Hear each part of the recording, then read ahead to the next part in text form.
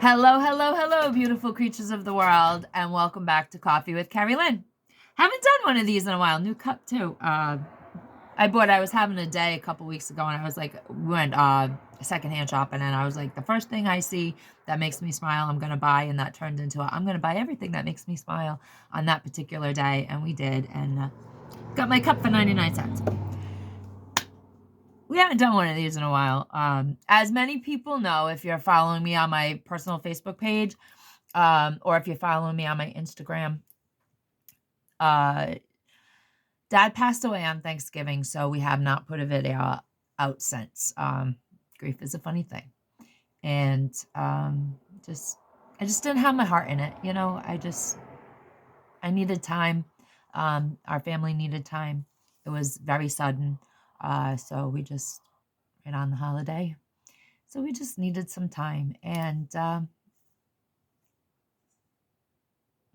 it's time to move on with the celebrations of life. Dad was an amazing person, and he celebrated life to its fullest. He lived life on his terms, always, and it made us all a little bit stronger and a little bit more willing to take chances and persevere. So that's where we've been. We've been in reflection. We've been assessing our lives. He was 86 years old. He lived a big life, and we're reflecting on our lives. What have we done, and what do we want to do, and where do we want to go? Because we're only in our 50s, so it's not like we have a whole other chapter to explore. So it just kind of got into that, and well, here we are. Happy winter solstice, everybody. And so setting that aside, it is a gray day, a frosty day, what I like to call them. There's no sun. It's just gray, white, gray, all over the place. So just kind of one of those relaxing, chill days for us. And just been doing farm stuff, on the farm. So we decided this year we have we got dumped on last weekend with a snowstorm, and we're getting a second one on Friday, and this one's going to be an ice storm, and they're predicting high winds between 40 and 70 miles an hour, a ton of ice, going to be an ice rink out there. People are hustling for Thursday to get where they need to go, and it's just relatives can't come in, and people really can't travel. So we do very simple Christmases on the homestead. We always have. By the time we purchased and turned our little cabin into a homestead, our children were all grown up. They were all 18, so it wasn't we did the big commercial stuff when they were small. So we ran the rat race, and my kids had blowout Christmases when they were right up until the youngest was 18, and then we decided to homestead, and we decided to live a simpler life, and we decided to downsize and declutter and all this. And so for many years, at least 13 of them, we have been working on a small, simple Christmases. And I know a lot of people are upset because money is tight. I know a lot of people are having a lot of financial problems, and money is tight. And I feel for people. I really do. I absolutely really feel for people that are barely making ends meet right now. And I feel for the kids, I really do. But I think it's time we all learn a little bit of austerity in life. It's not such a bad thing. It's not such a bad thing. It seems like it's a step backwards, but it's actually a step forward. But people don't realize until they do it. And if you're being forced to do it, you're not going to realize it. That getting rid of stuff, not having bills piling up every month, having plenty of food in your home to eat in case something gets really tight.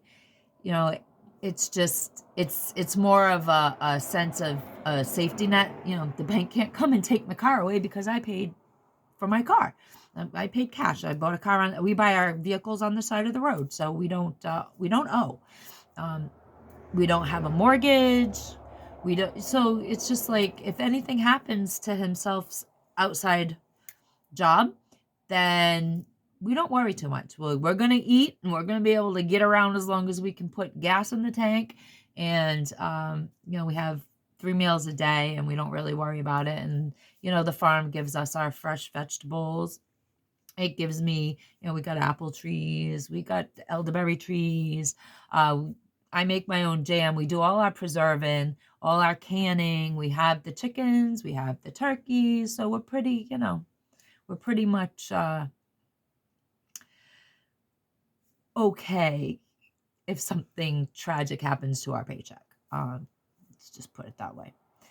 Outside paycheck. And then, the homestead makes its own money. It doesn't make a ton of money. That's the secret nobody tells you when you're homesteading. It's expensive. It is. It's very expensive to homestead. The animals need feed. They need hay. They need, you got to get your grains. You got to get your straw, your hay. You got to get everything. So for them, and then, we got the bunnies, and we got the kitties and the dogs. And so it's just, there's a lot of outside stuff that has to go on. And it is expensive, to run a homestead. Things, even on a homestead, things break.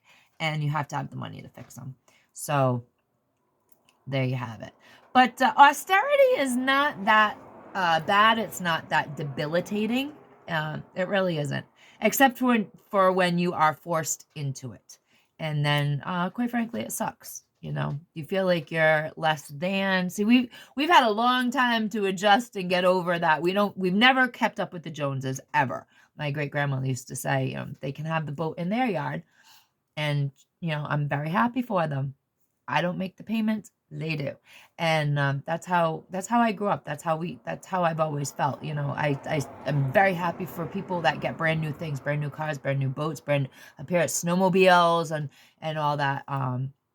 4-wheelers. I am genuinely really, really happy for people that do that, choose to do that, can afford to do that, can't afford to do it, but borrow anyways to do it and have a great time. And I really am super happy for anybody who does that.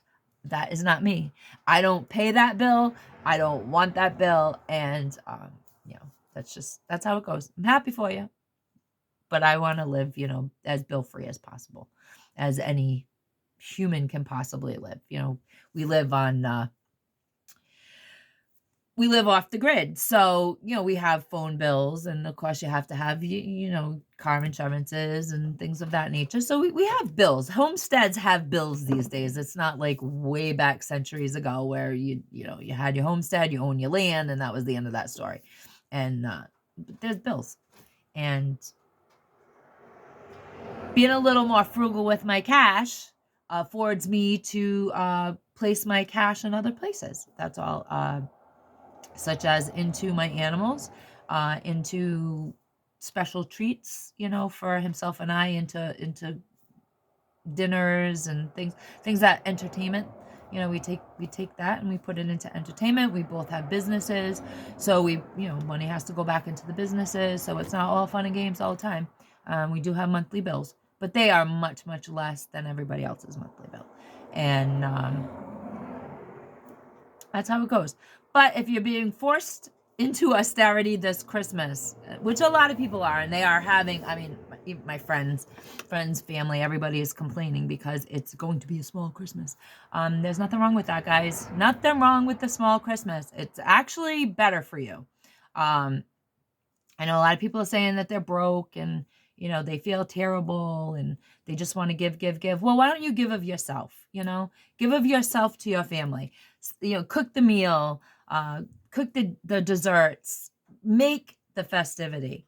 That's what we've been doing for years. I make the festivity in our house. Our house is either super festive on a holiday or just not happening at all. And it's all my inner attitude. So, I tell everybody, people can tell when you don't bake your food with love. When you don't have love in your heart, when you're at the stove cooking, things get burnt. Things just don't meld right. And people can tell. But if you do it with love, if you cook with love in your heart, if you cook with love and serve that dinner with love and make the festivity and give of yourself that way instead of giving gifts. One thing that we have the grandchildren this year, and I'm not doing the blowout Christmas. I told the kids it's just not going to happen. Not like when they were children, and those days are gone. So we're just not going to have $3,000 Christmas, and that's the way it's going to be. And we're going to taper it down, and we did. And as it turned out, we've also, in between the grief from dad passing and all this, I've been sick, and it's just, we can't get me sick. So there's been a lot of home time and a lot small on the check. So it's just the way life is. And it's just, I think it's the universe telling us that we have to slow down. We have to, there's more important things going on in the world than having the $3,000 Christmas, than getting all the electronic gadgets for everybody, buying people new phones. I'm like, you gotta slow down. You gotta slow down. And I've been saying that for a while. And I wanted to have a magnificent holiday season, because last year I was spoiled by COVID. I almost died of COVID. I had 21 days that I don't remember from a year ago. And I was like, ooh, 2022 Christmas and Thanksgiving, and it's going to be great. And just so happens, and life happens, things happen, and here we are.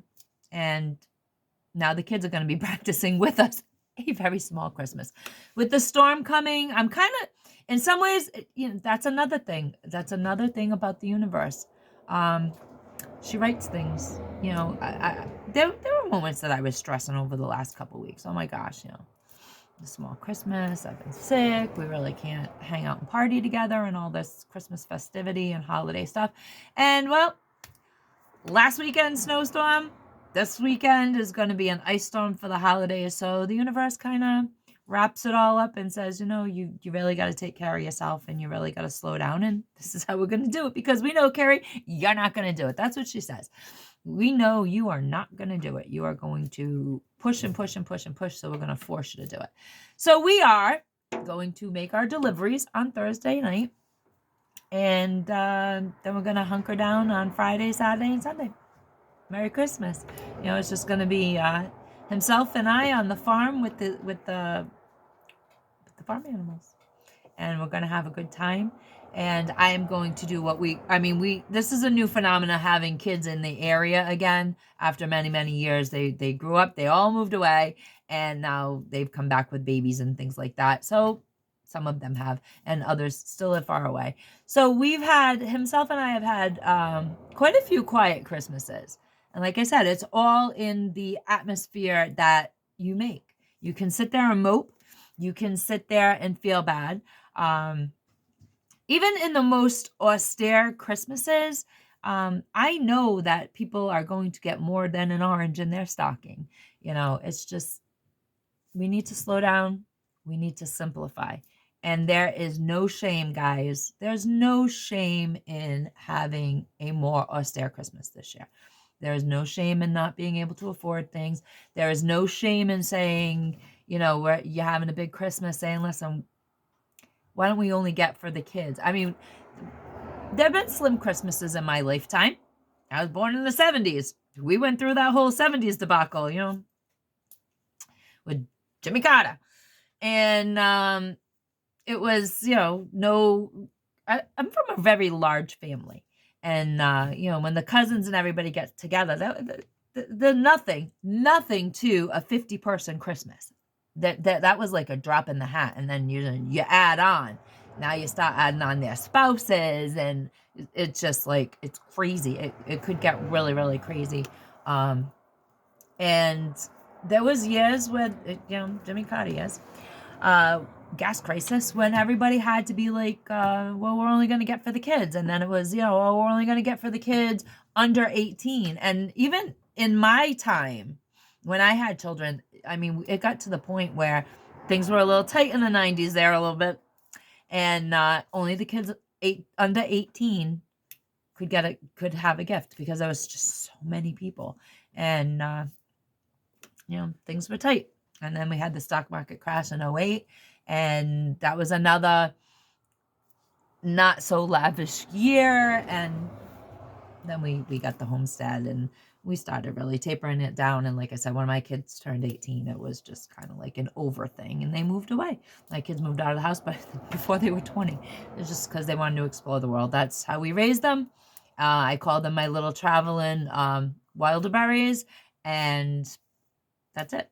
So that's always been Christmas at our homestead. And I just want you guys to know that we are going to be coming back with some more videos on a more regular basis. We'll get back in the groove of things. 2023 is going to be, for me anyways, it's going to be a spectacular year. I know it is. And, we'll get back on track. We'll get back on track. And I just wanted everybody to know that if you have to do a smaller than normal Christmas, a simple Christmas, there's no shame in that. There really isn't. And if you are mom or dad that has to do the festivities and you're not feeling like it, just push yourself through it for the kids, and try to find your Christmas spirit. And I'm sure that your Christmas, whether it be large or small, I'm sure it's going to be beautiful and wonderful. Remember, this is not a season of gifts. It's not a season of Walmart. It's not the season of JCPenney, Macy's. It's not the season of Saks, Fifth Avenue. It is the season of miracles and joy and happiness. And you can find miracles, joy, and happiness in any moment of your everyday life. So, that's the spirit of the season, not the stuff that comes from the store. So from our homestead to yours, we wish you guys a very happy winter solstice, a very Merry Christmas, and a spectacular 2023. And remember, guys, carpe diem, my beautiful creatures of the world, because nobody promises you tomorrow.